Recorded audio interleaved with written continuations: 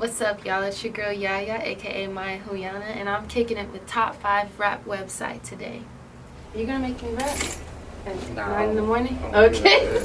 I hate when niggas do that too. Like, I just like when rappers go on like radio shows. Like, we just did a whole album, and you're gonna ask me to rap right now? Yeah. Like, bro, listen to the album. As soon as he saw me, the first thing he said was, "Yo, that jacket is hard." And I was like, Yeah, I was gonna tell you your shirt hard too. That little what is that? Oh, what brand is that? you. Guess. Little Okay. Guess. Yeah. Thanks a lot. With the what is that? A Guess denim? Guess denim over? This is just Levi's. Okay, Levi. But that's a good idea. Okay. Yeah. I like that idea though for the Guess fit. But yeah, he was so nice. He was, yo, that jacket. I was like, I snuck it in. Yeah, I fucks with Currency. I've been to many shows. Like Currency, I've seen Currency more than anybody. Probably Really? like 5 or 6 times. Like, oh, you're gonna get that interview watch. Yeah, hopefully he watches this, so we'll see. Hell yeah. But anyways, to jump right into it, top5rapwebsite.com. Paralysis of Analysis. Mixtape. Right. So when I first heard that title, dope title by the way. Thank you. The first thing I thought of, Elzai on his Jericho Jackson album, he has this intro into a track called Overthinking. Mm-hmm. And I'll play that right quick. And it just reminded me of this. A person who thinks all the time has nothing to think about except thoughts. By thoughts, I mean specifically chatter in the skull. This is me. Perpetual and compulsive repetition of words. So, yeah, it goes into a track called Overthinking. So is that kind of what the Paralysis of Analysis title is hinting towards? Like overthinking and not kind of like preventing yourself from progressing just due to your own thoughts? Yeah, I would say like paralysis of analysis is literally paralyzing the analyzation. That's the literal definition. So it's just saying that art, in order to be made, is imperfect because it doesn't exist yet. Right. So, like, if you're an artist who's OD analytical over your, like, stuff, you got to paralyze that. Or you'll never grow, but you'll also never have something that has never been invented.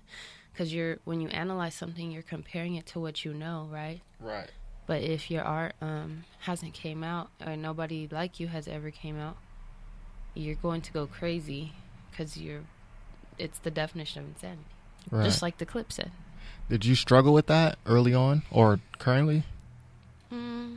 Ironically, no. But I would say with my visual art, yes. Not with music because I'm very much like a free spirit. I try to just say what I want. However, with like, that's only a piece of your being an artist, you know, the way you present yourself in person and your visual style, your music videos. I would say more with that. I would be OD analytical, like, oh, should I wear this? Should I put this angle? Should I film this? Right. Is this stupid to be on YouTube forever? Right. So I think with the visual art, I was like that. But that was like my second mixtape, Paralysis of Analysis. And I was just feeling in my bag as far as knowing that I needed to do that. You need to paralyze see, now I'm getting tongue-tied. Yeah, paralyze the analyzations. Yeah, I edit the fuck out these videos. So if you have like a brain fart, I'll be having brain farts. Like, I'm going to edit it anyways. So I'm going to hit you with the... Yeah, definitely. Just give me like a little sign and I'll be like, all right, let me go edit that. 365.com. Mm-hmm. What were the first lyrics you printed out? Oh, my first lyrics were Tupac for sure. Tupac. Mine was Kanye West. I got it on AZ Lyrics. It was All Falls Down. I printed out, the whole like 2-3 pages of lyrics. I think I got in trouble for using the ink by my dad. Crazy. And I learned that whole song. What was a song by Tupac you printed out and learned? I printed out Keep Your Head Up. I printed out Brandy lyrics, and I had Brandy? Yeah. She got a new album too. I hear it's pretty tight. I got to check into that. I've been on my hip hop, but I was watching Moesha last night though. Yeah, but on Netflix, right? Yep, binge watching. But I used to have a separate binder for my school binders, and it had all my lyrics, and I was just always new at all my schools, so I would go like okay, I could be out here in the heat for 20 minutes or I could be on a computer. I'm finna go on this computer. You know, like this is when computers first got into schools in a way. Yeah. I would say. So once I hit that age, like maybe 11 to, preteen, I'm like, yeah, I'm not finna be outside at recess. I'm finna be in this computer lab reading lyrics. Like, and then I would say Carlos Santana. Okay. I always printed his. But great guitarist. He has great guitar skills. That website is still handy to this day. Yeah, I'll be using Genius nowadays, but shout out to the Sing 365 AZ lyrics. Those are the originals, Yeah, I like Genius, but sometimes the explanations be thrown. Yeah, people be reaching like. Right, like hold on, I don't know if that's what she meant, but I do like Genius. So you said you were the new kid, going to school a lot. I was too. Did you move around a lot? Okay. Military kid or just kind of moving around? Moved a lot. Had a single parent. Lived in 3 states. Damn. Went to a bunch of schools from kindergarten to all the way to high school. I went to 4 high schools. Dang. Dang. 4 high. So a new one every year, or did you have to go in between the same year, go to different schools? I went to 2 in Vegas, and then when I came to Cali, I went to 1 school in San Bernardino. But I wasn't feeling it, so I switched to Cajon and graduated there. Okay. Because the basketball team. So I went from there to there because I was like, I want to be in a better program. So you hoop? Okay. So when I saw you, I'm like, you were a lot taller than I thought. So not Everyone surprised you're says hooper. that. Like, you're kind of tall. Yeah. So the vibe in Riverside, what's the significance of that to you? I was born in San Bernardino, grew up mostly there, but the venue. Oh, the vibe. I thought you meant what's the vibe in the city of Riverside. My bad. No, not literally the vibe. No, the vibe. The common venue. ground. Okay. Yeah. What's the significance of the vibe, the venue in Riverside to you? So the vibe was this crazy weekly, couple times a week spot in which Brick to Your Face, shout out to Noah James and Lisa J. Shout out to Noah James, Waju, Andre DeMar, the whole OSA. All the homies. Yes. So Brick to Your Face began this weekly and twice a week show at the Vibe, which is a few blocks from UCR, in which local talent as well as book talent could come perform. The Vibe is really important to me. Well, before we move on, the Vibe's no longer there. It was there probably maybe 5-10 years. I mean, I got to double check that, but it was a dope place. It was very peaceful, not really fighting. A lot of guys and girls, good balance. And even though it was next to the college, it was a lot of different ages, which was cool. And everybody could perform there who wanted to. And as far as out of not local talent that was booked, I know that Blue performed there. You ain't never been Blue. Shout out to Blue. He actually shared my album review that I did and Exile. Shout out to Blue and Exile. Shout out to Blue and Exile. They inspired all of us. So Blue has performed there. Ron Artest, Meta, World Peace. Yeah, my bad. He was Meta at the time. He performed there. And it's down the street from Sevilla's, too, so you can imagine the energy. But, yeah, it was my first places I performed at. Was the Vibe as well. My first show ever. Yes. It was crazy. DJ Cornbreeze DJ'd, too. Still one of my favorite DJs. Yep. Shout him out. Shout out to Breezes, man. He's the flyest guy ever. And he is one of the first DJs in the IE to really, really do this thing as far as putting on for the next generation. And his generation is right before the internet wave, too. So, he was really in the field, not just tweeting about it. Right. He did a lot of parties, a lot of events. Groundwork. Yeah, totally. He opened lots of doors for us. So shout out to Breezes. But yeah, the Vibe was literally what it's called. No lie, no cap, no exaggeration. You could get a drink. You could smoke on the patio. That's where all the cool people went. No, I'm just kidding. And then towards the end, they started getting a DJ on the patio as well. So that was tight because you could go inside and catch the acts and then step outside and catch a couple DJs.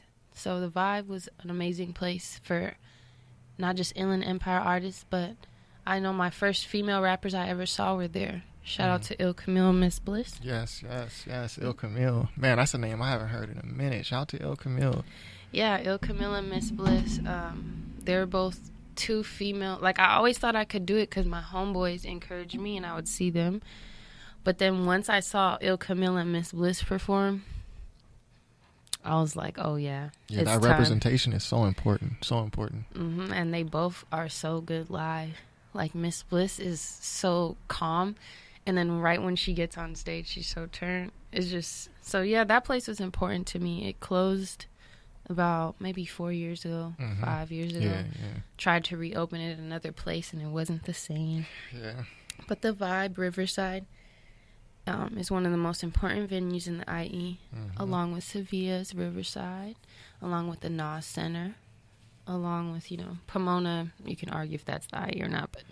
I count it as IE. Because it's not LA. Yeah, along with, what's the Pomona, the Glass House? The Glass House, yeah. All these places are, places where we became seasoned, but also where other artists from other places come and find love in the IE. I remember I saw one of my favorite shows ever at the Glass House in 2011. It was Kendrick Lamar, Schoolboy Q, Absol, and Jhené Aiko.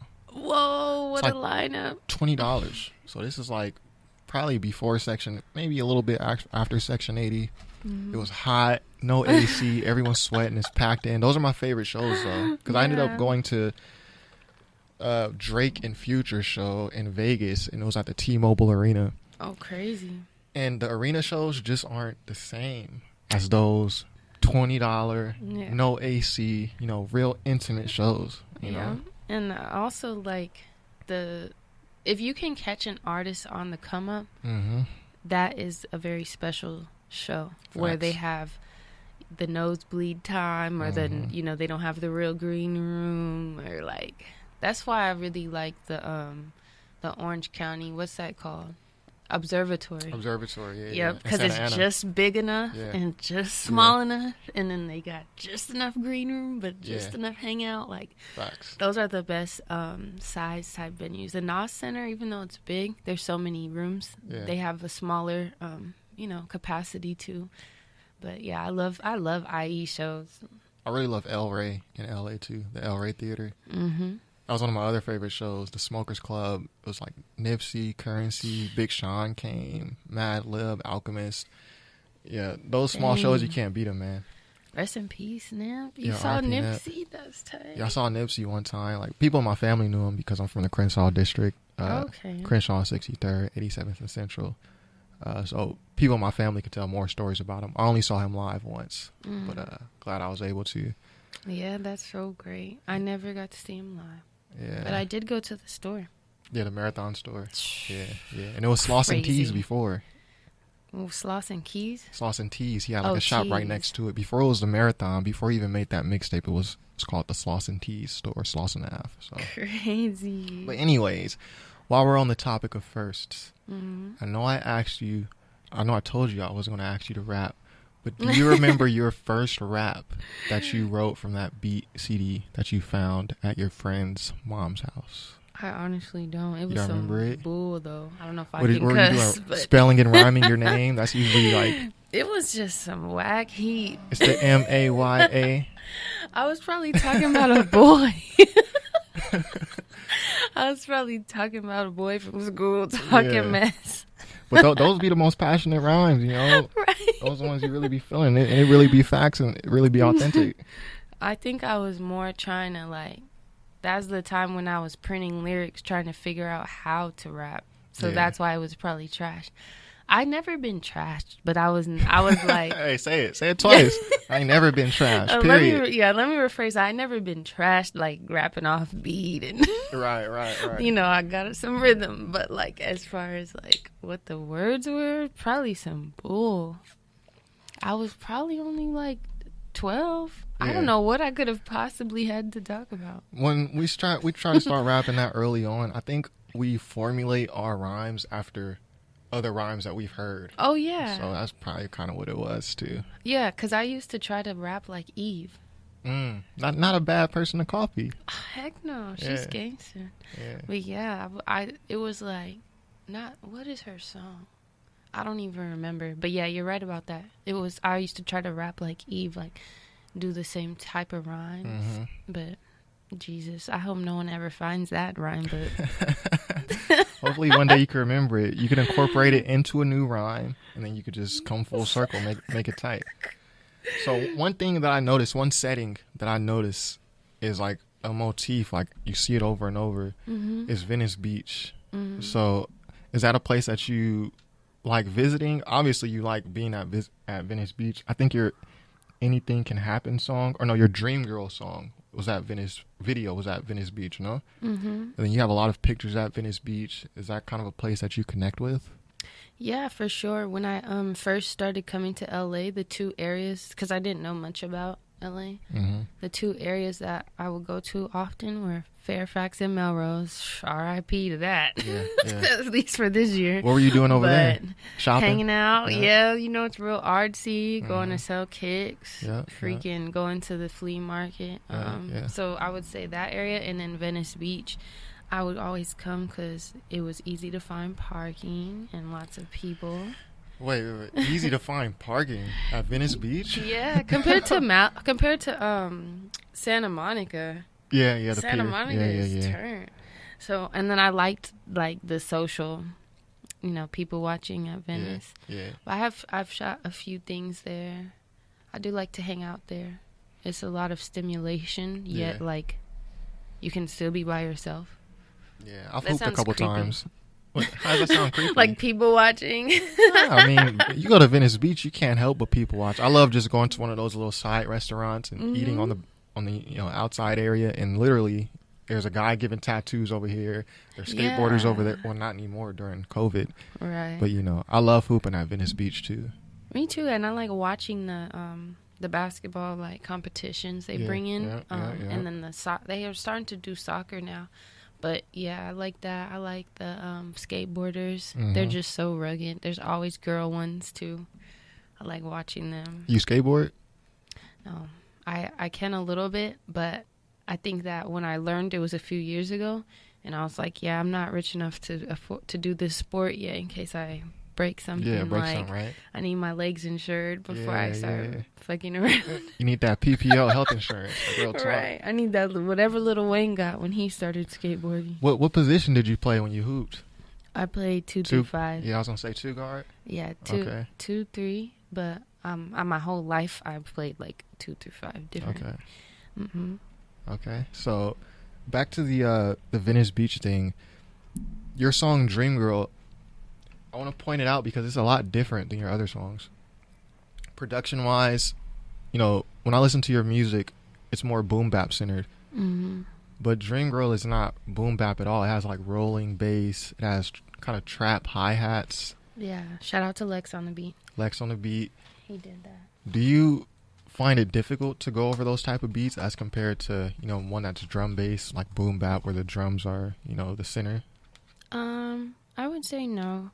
I like rapping on any sort of beat that's actually good. But I think that with being an artist and being a female, like, people typecast me and send me certain beat packs. Like, what do you get?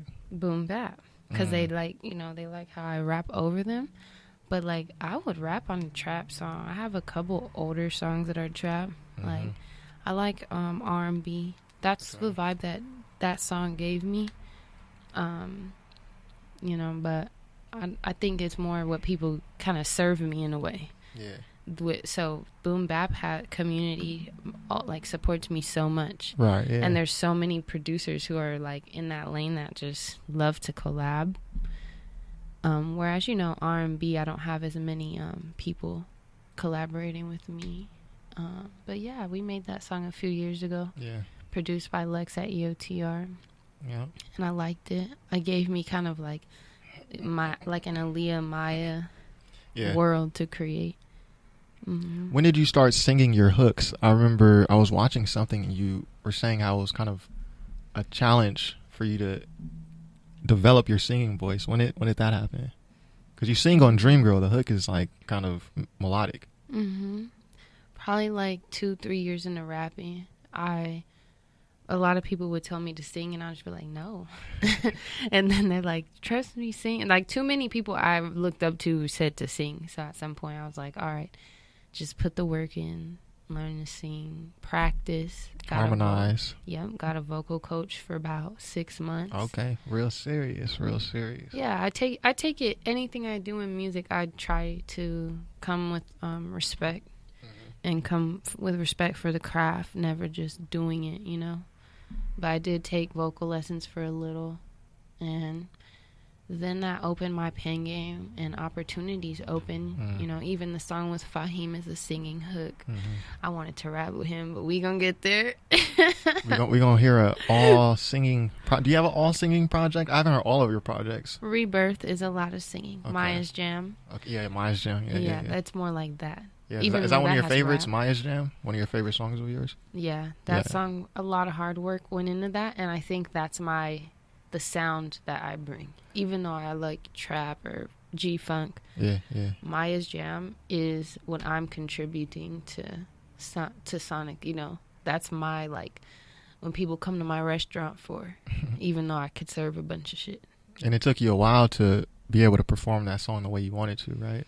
And that took me a while to lay that song down. Yeah. Like, writing it came quick, but whenever you have R&B, you know, it has to be very ear pleasing, unlike hip hop, right? Which we can just you can spit and people have so many different voices and unconventional voices in hip hop, but when you're singing, like, the base is it has to sound good. Period. There's a reason why people watch American Idol till the tryouts, because everybody knows when a motherfucker's singing off key. Right. You might not know when he's singing on key, right? But you know your inner tune says that motherfucker singing off key. If you got rhythm. Well, some people can't tell. If you got rhythm, you can tell, though. So they're like, I don't know what that was, but my ear didn't like it. Yeah. So I feel like with singing is a lot more focus and concentration. I was talking to Day One about that. He's like, so what? Do it. I'm like, man, sometimes I just be wanting to go. Sometimes I just want to get my thought out. I don't want to sit there and do it over and over, and then layer it, and then exactly. It's a real craft. It's like baking and cooking. You gotta really love to bake.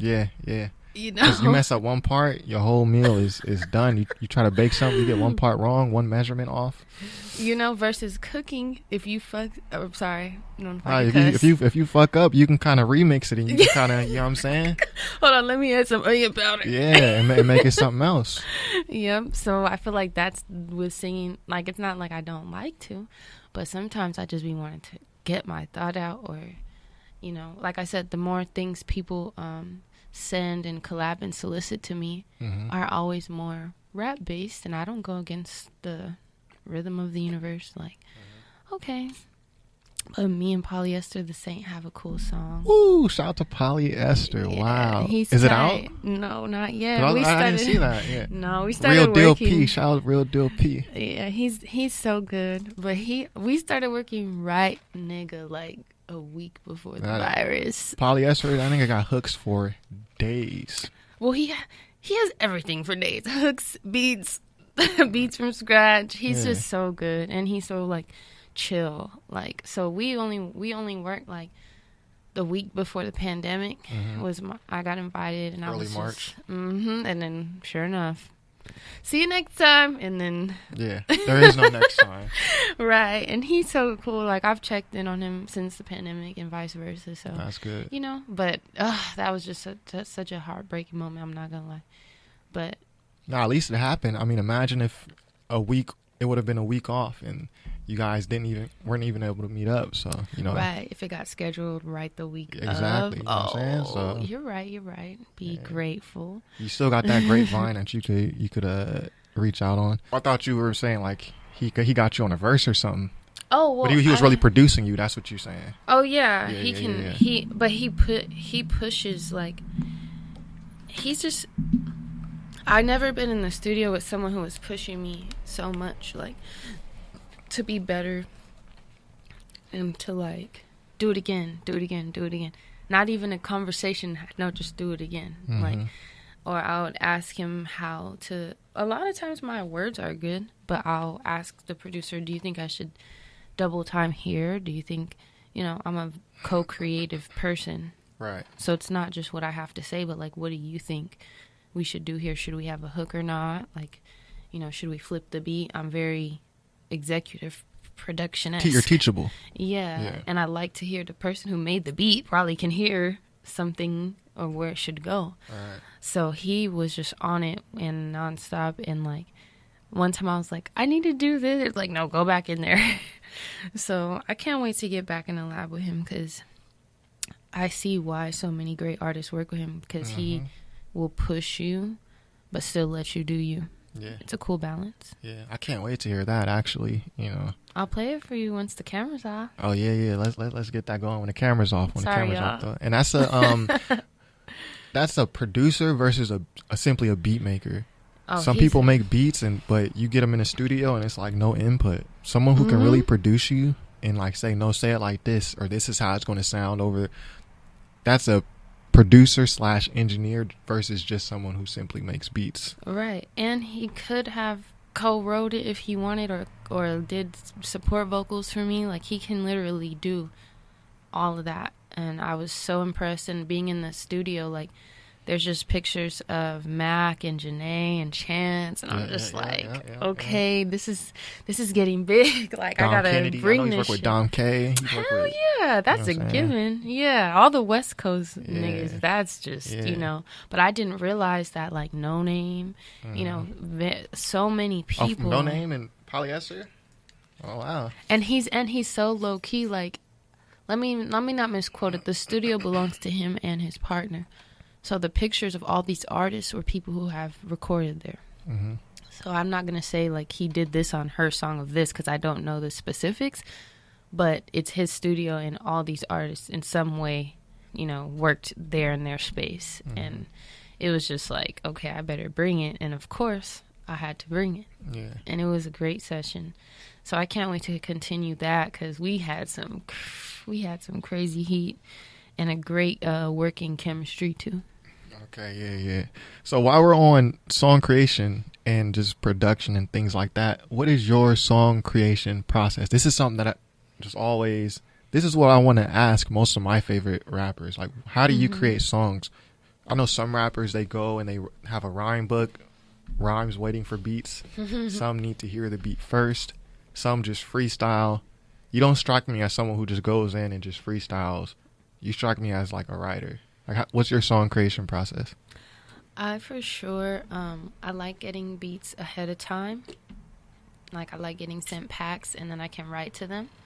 And then sometimes I'll go to the lab and we make something from scratch, which can be a bit of freestyle and writing, together. Right. And then my third way is that a lot of times I'll just think of bars, and I'll have a BPM in my head, and I'll just write them on a note real quick and write BPM. So that way when I have, like... the tempo.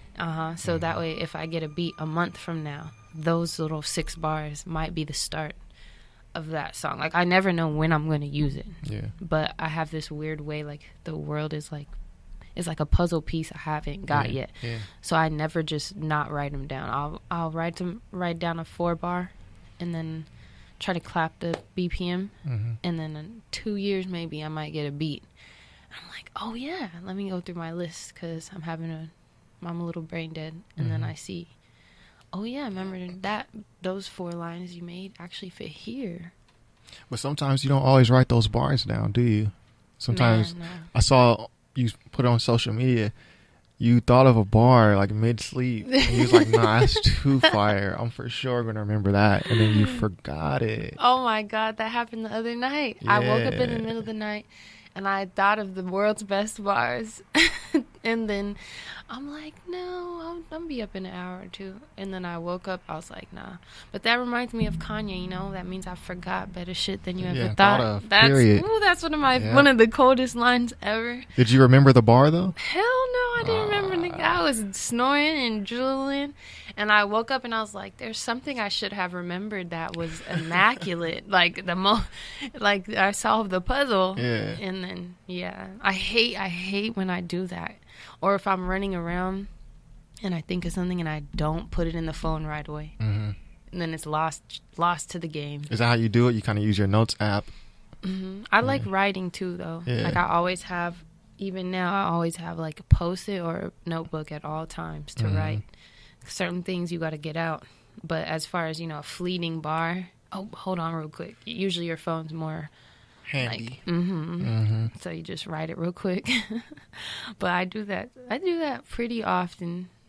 Forget something, or I don't like jot it correctly, and then I go to remember and it's not as tight. Yeah. Or it's chicken scratch. Like, what was I trying to say? Yeah, my writing is definitely bad.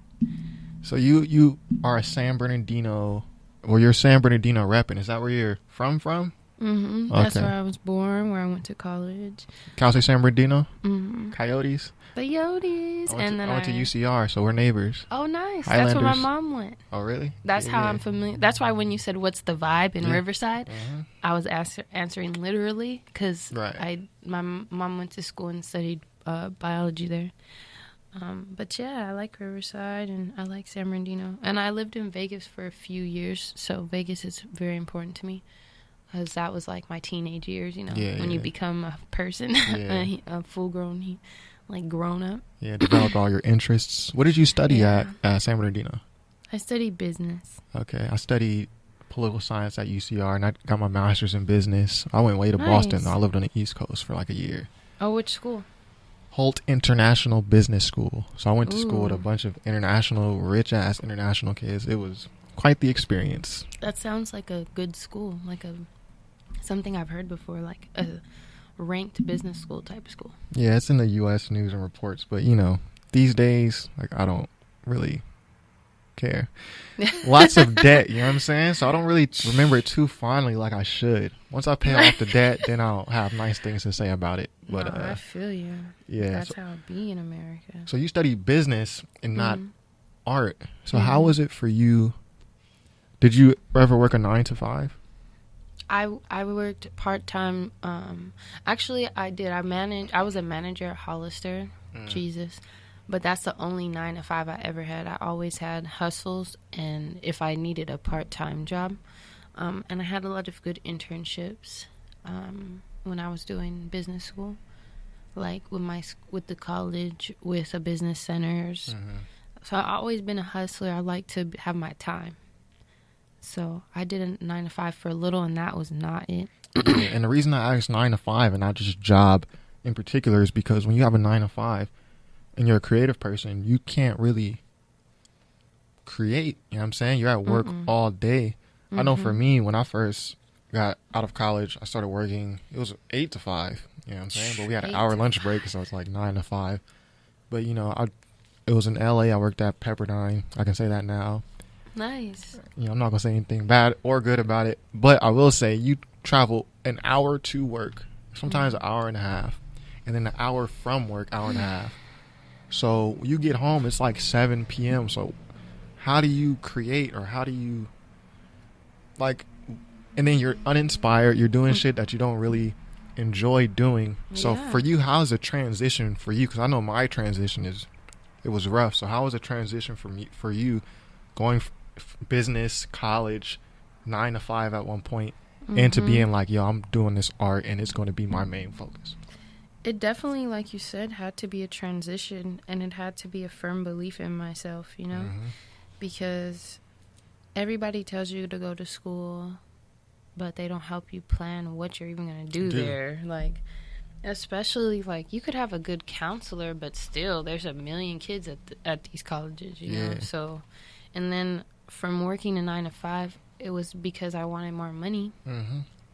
But as soon as I started doing that, I was so, like, mentally miserable to where I, like you express it, I didn't have time to create art, or I didn't have time to do nothing. Like, I don't even got time to be inspired. Yeah, I don't even have time to sit and watch a movie. And then my schedule would change every week because it's retail. They didn't care.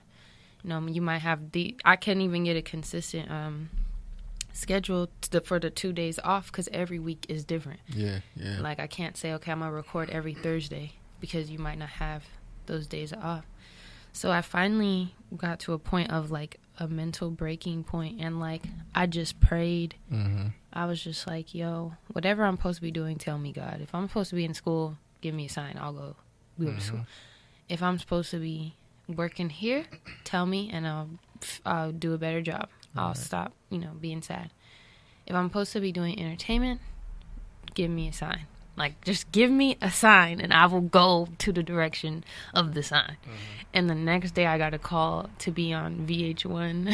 Hey. Yeah, I swear to you, I couldn't make this up. My life is divinely covered. Like, I said, please just tell me, and I'll do it at this point. Mm-hmm. And then I got the call to try out for VH1 Hollywood Squares, Nice. which was Ice Cube and VH1 collaboration. Shout out to Ice Cube. Shout out to Cube, and He's my dad's favorite rapper.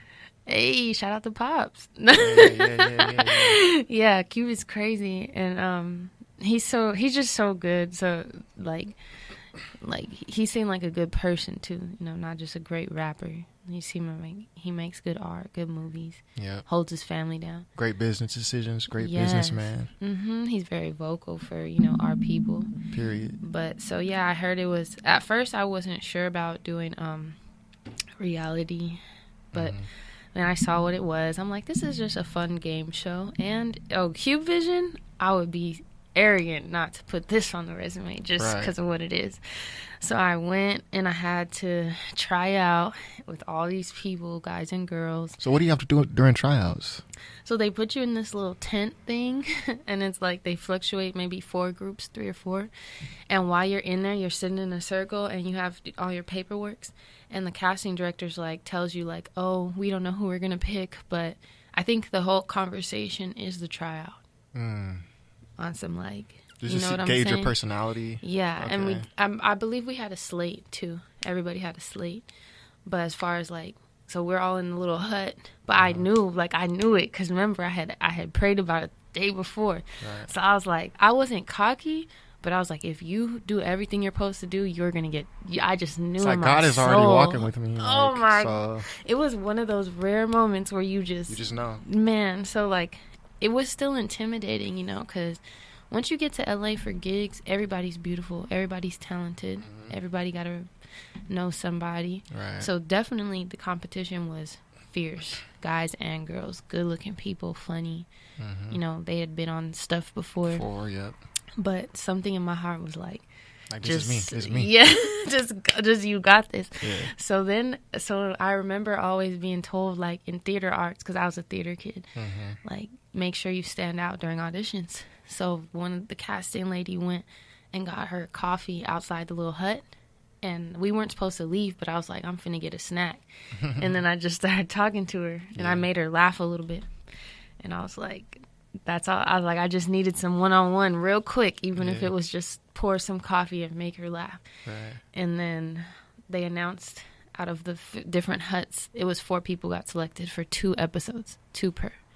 It was me and some guy, and then I don't know who. Out of how many people? Hundreds? No, probably about a 30, pool 40? of 30. Yeah, 30, 40 people. Okay. Guys and girls. You could either one. There wasn't a set number of either. So it's super selective. Mm-hmm. Yeah. And then they called my name, and I was hell yeah, but like I said, it's not just I came early. I picked my outfit. I did everything that I was taught to do for auditions. Right. And when I caught her by herself, I was all right, go make an impression real quick. Then I had to go to hair and makeup with Cedric the Entertainer. Wow. Oh my God, he was funny. Yeah, I'm not surprised. He was I'm ashy as hell. Where's the load? He was talking to the MUAs that. Yeah. He was such a light. And then I got paired up with Machine Gun Kelly. So the thing was that whoever got selected had to be so-and-so's biggest fan. That's why I wasn't going to do the gig at first. But then I was Cube Visions? Pay your dues. It's a good look.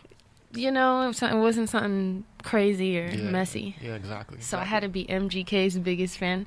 I had to go on my phone, look up all... Yeah, I was going to say, how hard was that? No disrespect to MGK, you know what I'm saying? I knew enough. I knew a few good songs. This was before the Eminem beef, Lace though. Up. It was like a lace-up era. Yeah, and then he had a broken arm. Like he was. I remember that. Yeah, he was cool as hell though.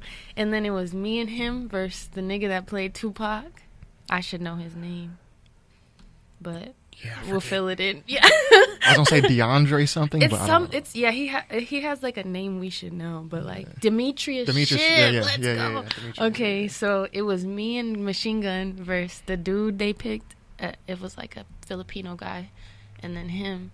And the Filipino nigga was talking so much trash. He was like, we gonna win. But you know, me again, I was like, I'm just happy to be here. Because whatever the celebrities win is what your pay is for the day.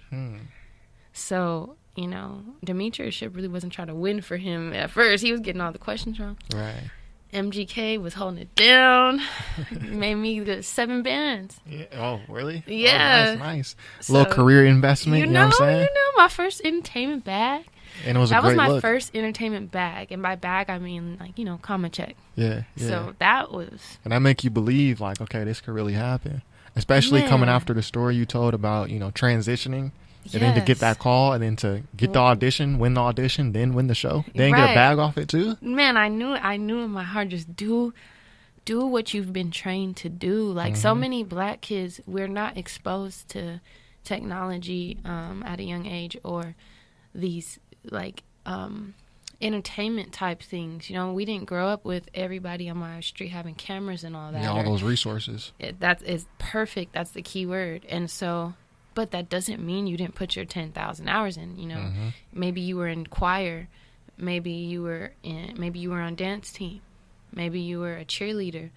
All those things are part of the 10,000 hours to being an entertainer. Yeah. Whether you were in speech and debate, you know, don't ever forget, like, those count, even if you weren't a child actor. Yeah, in a studio and having all these lights and cameras. Like, you still put your work experience in. Yes, you still had the freaking, like, USB mic for 2 years. Yeah. That counts. Like, so I felt before that moment, I was kind of not believing in myself, but I wasn't fully confident in my hours.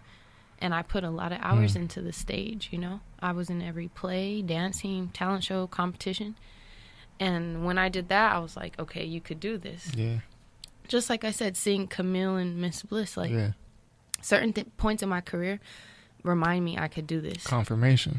Yeah. So when I showed up at that audition for VH1, the competition was so stiff, but in my heart, I was like, this is yours. Like, just do what you need to do. Don't be a coward. Don't be late. Yeah. Like, some people stop themselves before they even get to what they're trying to do mentally. Yeah, yeah. You know, whether you're late, whether you dressed wrong, or you showed up unprepared. Or if it's just the paralysis of analysis. Yes, you're overthinking. See, segue. You're overthinking your life and your calling. It's not that hard. Like, whatever you're supposed to do, you know. Yeah. We all know. Yeah. But what's blocking that reality? And a lot of times it's us. Absolutely. Sometimes it's not, but a lot of times it's us. And if there was a part of me that was intimidated, but I shut it the fuck down. Or a part of me that was like, oh, she has this, she's signed to this. Right. Oh no, shut it down. Like, don't compare your accolades and experience to nobody else's. No, because you never know what they are looking for. Right. And there's plenty of gigs I didn't get. You know, there's plenty of gigs I auditioned for and did not get. Right.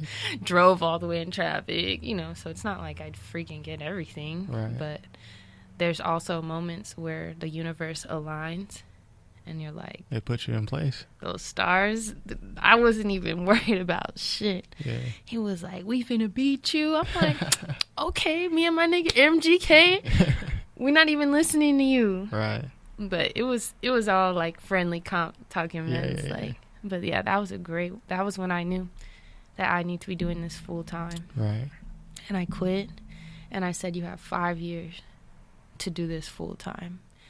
Like, 5 years. That's my favorite number is 5 too. It was weird. I was 25. Right now, I'm on my 4th year in 3 months. 4 in 3 months. Yeah. So how do you feel about the progress so far? How you feel?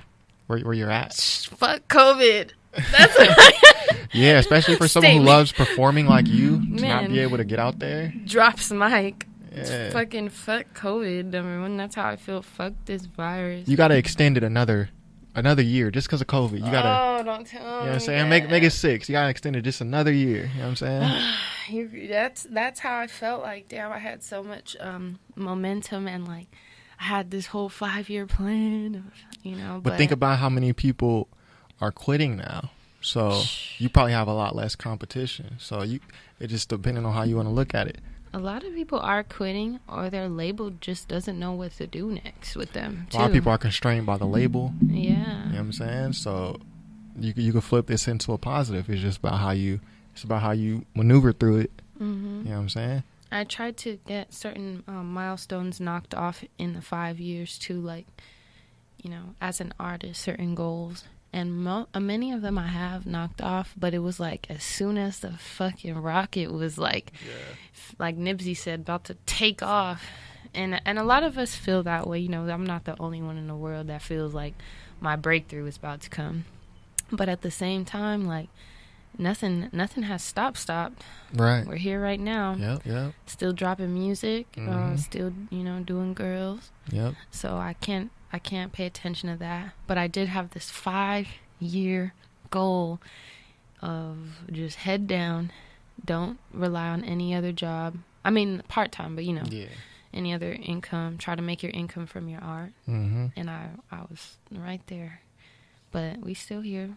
So, you know, as a woman in rap, you know, we have this, I heard you say rap is kind of a fraternity. Mm-hmm. So as a woman in rap's fraternity, do you ever feel pressured to conform to what you see labels pushing from women in rap? Because I know for me, with my website, early on it was a fight against clickbait. You know, I've seen so many people get on in the time since I started just posting clickbait. So it's like, should I post clickbait? Should I just stick to my album reviews and, you know, music focused content?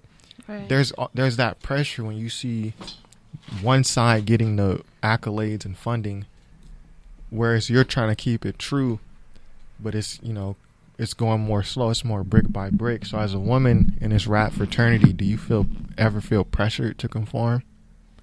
Definitely feel pressure, but I just try not to worry about it, because there's for sure the same type of people getting looks and the same type of swags and brands. Mm-hmm.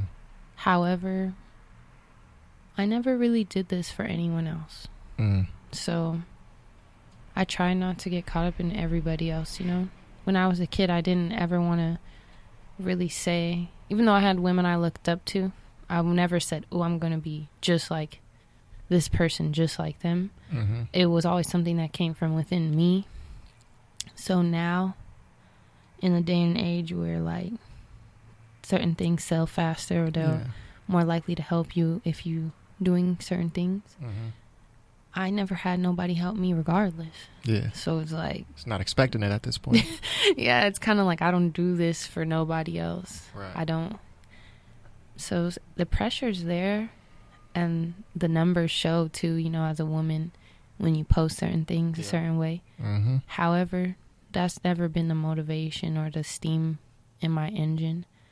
As well as this, I love working with kids. Mm-hmm. And so my perspective a lot of times comes from like the next generation. And right now, what I do is more rare. So I stand by it. I for sure stand by it. I feel like I'm like a little restaurant that has some crazy food, but I just got to figure out how to walk next to Tony Romo and fucking, you know, all the Wolfgang. yeah, and all the fast food companies, right? Yeah, all the branded, Yeah. normal, but I got the recipe. Right. So why would I go make McDonald's burgers just because they're more popular? Right. So I do feel pressure sometimes, but not from my people, or not from my fans, not from my boys, not from my engineers. Mm-hmm. Anybody I worked with be like, bring that thing you do. Yeah. So, you know, I find confidence in it. And sometimes it's like you can't be mad at the lineup. You got to be mad at the coach and the scouter. Yeah. Not the freaking players. Exactly. So I try not to focus on that because they ain't like those people helped me get here. Yeah, anyway. Maybe if they had helped me get here. Yeah, you might feel, you know, I got to do this for them, but. Yeah, but this is like, you know, it's like my mom and pop shop. McDonald's never gave me shit. Yeah. So I'm gonna keep serving my people and keeping my menu like till it doesn't work no more. Yeah. Now if the menu don't work, try to switch it up. But right now I feel like I'm in a great place. I don't feel pressure in a place of like I don't want to do this. Anytime you want to be the first or great, there's pressure. Yeah, and there's like a mass exodus, a lot of new women in rap. So that's a question I had to ask you because I don't ever remember a time where we had this many women in rap all at the same time, all coming out. But for a large part, it seems like they're all kind of following a certain formula, at least the mainstream ones. And everyone has their own creative process, and you know you're allowed to do what you want. But there is a part of it where the labels are kind of pushing, like, no, do it this way. No, post this way. Do your hair this way. Right. And, you know, it becomes almost gimmicky. Many times women being marketed by men. Yeah, exactly. So that's why you hear certain lyrics. Sometimes the men are writing the lyrics, and it's like... Right. I wouldn't, you know... Like certain, okay, for example, certain words for like vagina, I could tell a man wrote that because a girl would never call her. Describe herself like that. Right. Like women have slang too, but as far as like, come on now. It's like, have you ever heard a guy call his penis like a weenie? not a black guy. Have you ever heard someone be like, oh yeah, no, there's certain, like, I know that he didn't refer to himself as that, right? Right. So I think with women, like a lot of men are on their teams, and so even when it's a sexual expression, it's not a woman's sexual expression. It's coming from a man. Yeah, it's talking about, you know, however he's calling. Yeah. I don't even want to quote and have someone upset. But you know what I'm saying? Like, it's not a woman's expression of love and sex. So, you know, sometimes it frustrates me only because of the little girls I know. Facts. You know, I know a lot of little girls are under pressure. They want to get body surgery and they're 11. Like, damn, you ain't even grown. Yeah, like, Jesus. So I see, because I work with kids, that's where it comes in, where I have to redirect my energy, not to being upset at a female artist, but maybe the scouts where every 10 rappers, 6 of them gonna get shelved, period. 2 might be women, and 90% chance that they're selling the same message. I can't be mad at her because she still defied her odds. But I can be looking at the people who picked those 10 artists, male and female, and be like, what's happening like, here? what's your motive? Right, like, what is it? Because I grew up in the 90s prime of hip-hop, you know, prime of R&B. Facts. Mariah Carey didn't want to be Toni Braxton, didn't want to be Mary J, did not want to be Aaliyah, didn't want to be freaking, what's her name? I need a freak in the morning. Adina. Yeah, Adina Howard. Thank you. Didn't want to be Whitney Houston, et cetera, all had their different sounds and looks, right? And name to me when Mariah ever looked like Toni. Never. Like, so I just expect more. I expect more, and I don't think there's nothing wrong with that, to give more. Or when I already have my label, but once I sign female artists, musicians, women that can play the guitar, women that can write, women that can executive produce, play the freaking beat box and whatever, like MPC, all that. Yeah, so for me, it's not a diss to nobody, but I just expect, even out of my male rappers, the fuck. Yeah, a lot of these dudes, like, is especially like last decade, it was like it's beaten over the head with certain topics, whether it be drugs. Yeah. I remember there was a song on the radio literally called Molly. And the hook went Molly, Molly, Molly. It's like, bro, I can't be mad at them for creating their songs, but I can be mad at the people who's pushing it. So yeah, you can expect more. If you Exactly. go anywhere, big or small, to try some food, and it ain't how you like, you're going to take it back. Or you're going to Facts. make a call or something, right? So people confuse that with hating because our generation is so sensitive. Yep. Say it twice. Oh, you're a hater because I don't like this song or I don't like that outfit. Like, It's like what Common said. If I don't like it, I don't like it. That don't mean that I'm hating. Exactly. And why? And also, you should be demanding more as a consumer. Mm-hmm. You should want an artist who can sing, dance, and rap without rapping on their vocals live. Yeah, You paid exactly. $300 to see him or her. It's like you said, it's like fast food versus the mom and pop. Like, why are you content with fast food? Like, Yeah. And you're paying for high quality art price. yeah. But a lot of you, today with streaming, a lot of people not even paying for it, much less listening to it for more than the first true. time. And most of so then where does the currency lie? Social currency. Mm-hmm. Every time you tweet that name, that song, that you are your own world, right? Mm-hmm. And the internet is looking for as many people. I mean, these artists need as many people worlds to be a part of. So yeah, you might not have bought this song, but you keep talking about it. You retweet it and you promote it, which led to someone else buying it. Right. Or opening it for Right. those views, right? So social currency is a thing to me. I don't know if that term exists, but that's what I call it. Like, follow me on YouTube. Why? Not because I got paid from you, one person, but because it's a social currency to eventually I can be paid because it can be monetized, right? Through the internet now. Facts. Before, social currency would be like word of mouth. Yeah. Hey, go to the Dom Kennedy show or, the party. He's going to be performing, and then go buy some CD or something. Right. That was your social currency. But now the internet can be monetized. Yeah. So basically, as a consumer, you have to promote what you really like. want. Yeah. Yeah, because that's a form you're pushing and paying for any time you even speak on something. Yeah, whether it's good or bad. Yeah. So you're giving it attention. You're giving it social currency. To that can be led to real currency. Right. And real views and real influence. So, as far as like, I never consider myself like, I just consider myself a female that raps, but I'm not a female rapper. Like, I'm a rapper, and being a woman, I could be a king and a queen. A man cannot be a female rapper, but he could be a rapper. Right. But I can be both. I can be a female rapper or a rapper. Right. It's like code switching. Code switching. With that being said, I want to play this quick little game that I do with my guests. It's called Explain Your Instagram. Uh-oh. So I'm going to just pull a couple pictures from Instagram, and you just let me know what's going on, all right? Okay, what was it called one more time? It's called Explain Your Instagram. So just let me know what's happening in these pictures.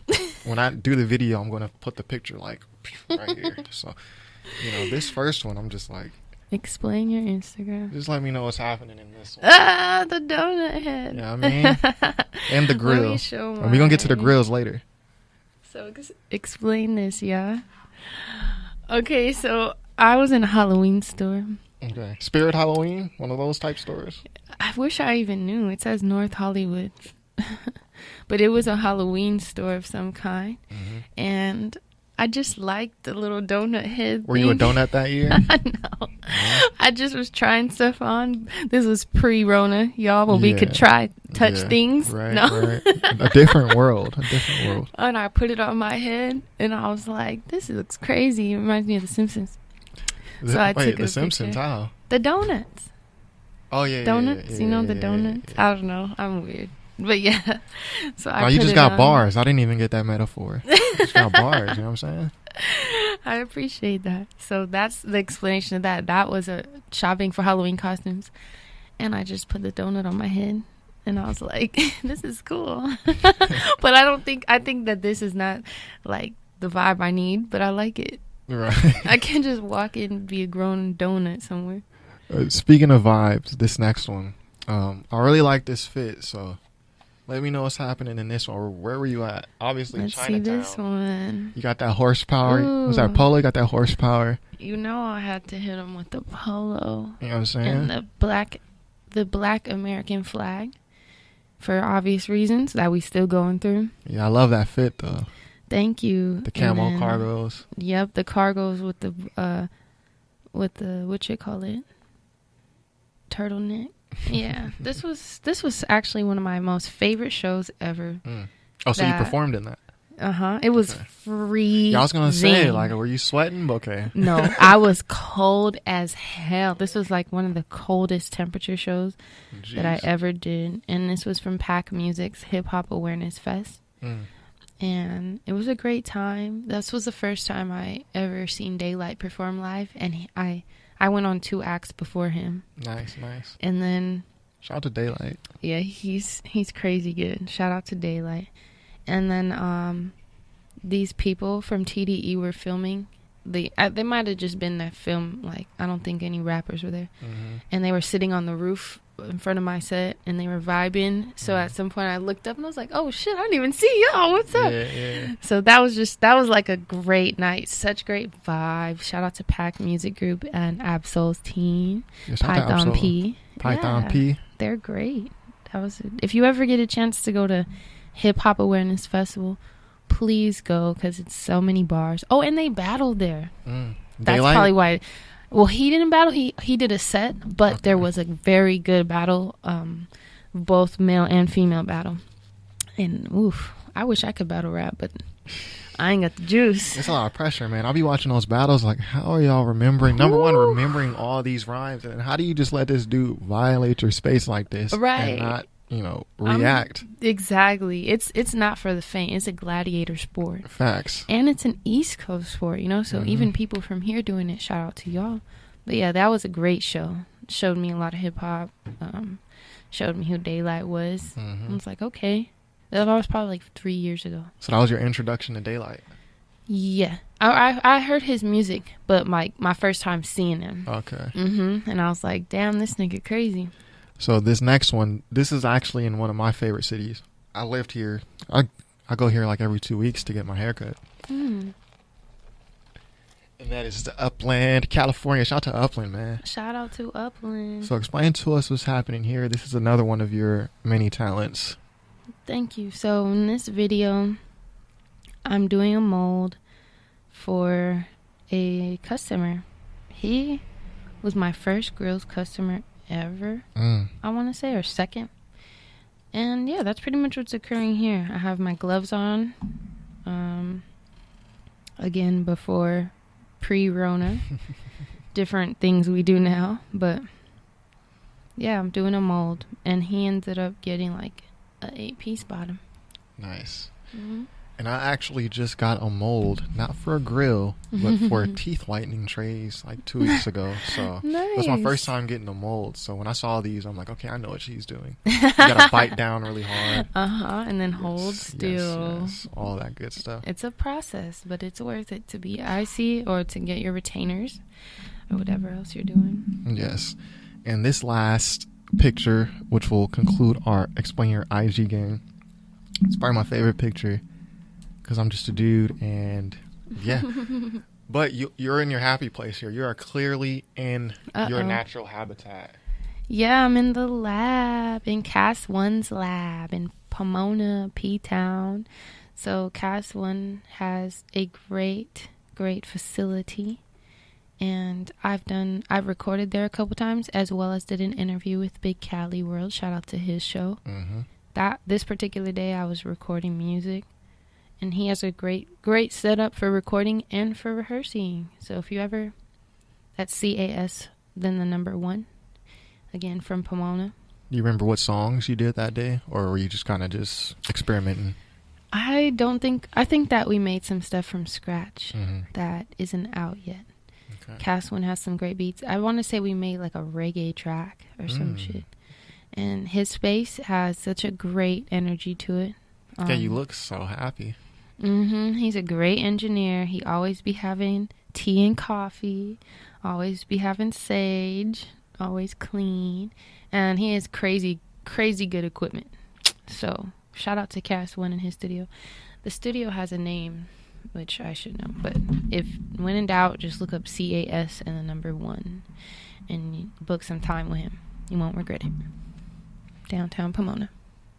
Yes, so that was Explain Your IG. So Nothing too bad. yeah, I'm not trying to embarrass you, but the donut picture, I had to throw that in. You're like, what the hell is happening here? Yeah, my donut head. You should do maybe a video. Go back, get that donut, and do a music video in it. That's a good idea with maybe a rose gold grill, a pink and pink. Pink and pink. I'm surprised you didn't wear a grill today. I know. I haven't been wearing my grills as much, just because we haven't been going anywhere. Right. But yeah, I need to. I only wore a little bit of gold today. Yeah. None. I don't have a grill. Jewelry. I don't have a grill. Okay, we might have to change that. Okay, a little 2-piece, at least a 2-piece. How many carats you do your grills in? 10 carat, 14, 18, and 22. Okay. Yeah, we might have to tap in. Yeah, once your trays are done though. Yeah, once my teeth whitening and all that. I just dropped a bag on my teeth. So then next is the grill. I had a bad football accident, so I had to oh my god. Literally spent a bag. Shout out to my dentist. I'll probably pay your rent. The real dope months. man. The real dope man is the dentist and the doctor. So then you deserve a grill once this part's over. Yes. At least a 2-piece, you know what? I want a bottom one, you know what I'm saying? Just something Ooh. like a talk-in. You could do a double fang on each side. So 4-piece, but 2 and then 2. Yeah, we'll have to talk about it. You're the grills lady, you know what I'm saying? So yeah. I'll let you direct me when we get to that point. We basically live in the same area. Well, you're from IE, but you live in LA. I'm from LA, but live in the IE. Oh, yeah, well, for sure. And I'll draw you up some stuff, too. Oh, yeah, we'll have to tap in. Super custom. Definitely. Mm-hmm. But just to conclude, I noticed you spent a lot of time at Serious Cartoon Records in San Bernardino. What is your most recent purchase? I love Mad Platter in Riverside. I don't know if you've been to Mad Platter. Hell yeah, right by the UCR, University Village. Movies. Yeah, right by the movies. I love that place. Yeah. The last thing that I bought... Wait, there or Serious? Just period. What was the last music purchase? Vinyl, CD, tape? Okay, let me think about this. For like me, a physical purchase? Physical purchase. I bought Fonte's No News is Good News, and I bought Below the Heavens by Blue and Exile. Those are my last 2 purchases. Nice. My last CDs. purchase... Well, okay, my last purchase period was One Below's shit off Bandcamp. Shout out to him. And you got a song with him. Yeah, our song's crazy, but that whole project is crazy. So that was my last purchase, but that was digital. My last physical music purchase, damn, that's pretty hard. I feel like I be buying the homies merch from them. Oh, I bought some shit off Cam Gnarly, some stickers and stuff. Okay, yeah, Cam Gnarly. Mm-hmm. And then the last thing I bought from Serious Cartoons... Let me think. It wasn't a vinyl because I don't have a record player. Me either, but I got some hella DVDs. Vinyl. Okay. I'm there so much, and I buy shit like some magazines. Right. Oh, comic books too. Okay. I buy a lot of random shit from there. What comics you like, or just like random comics? Yeah, I like the old school ones. Right now I'm looking for like Black Panther ones. Yeah, those are rare right now. Hard to find. They are, yeah. And then I bought like some Marvel ones. Okay. And then I bought a tape for my mom. I'm there so much that I'm just like I just be buying. Oh, look at this. Let me get this.